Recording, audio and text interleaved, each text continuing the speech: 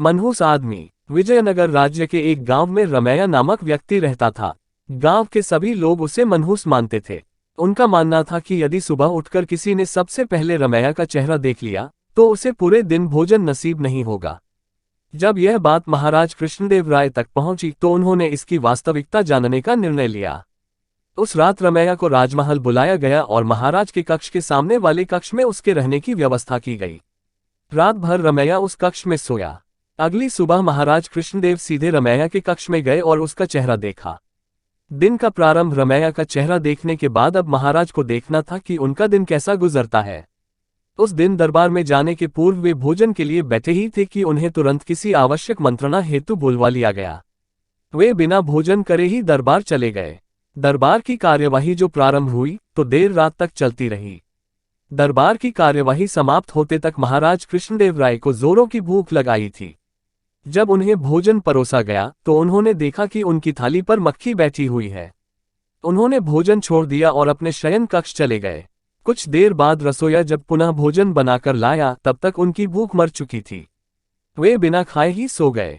अब महाराज को विश्वास हो गया कि रमैया मनहूस है। उन्होंने उसे फांसी पर चढ़ा देने का आदेश दे दिया। रमैया की फांसी की बात जब उसकी पत्नी तक पहुंची तो वह रोते रोते तेनालीराम के पास गई और उससे सहायता की गुहार लगाए। तेनालीराम ने उसे आश्वासन देकर घर भिजवा दिया। अगली सुबह जब सैनिक रमैया को फांसी पर लटकाने ले जा रहे थे तो रास्ते में उनकी भेंट तेनालीराम से हुई। तेनालीराम ने रमैया के कान में कुछ कहा और चला गया। इधर फांसी गृह पहुंचने के बाद सैनिकों ने रमैया से उसकी अंतिम इच्छा पूछी। रमैया ने कहा कि मैं महाराज को एक संदेश भिजवाना चाहता हूं। एक सैनिक द्वारा वह संदेश महाराज तक पहुंचाया गया।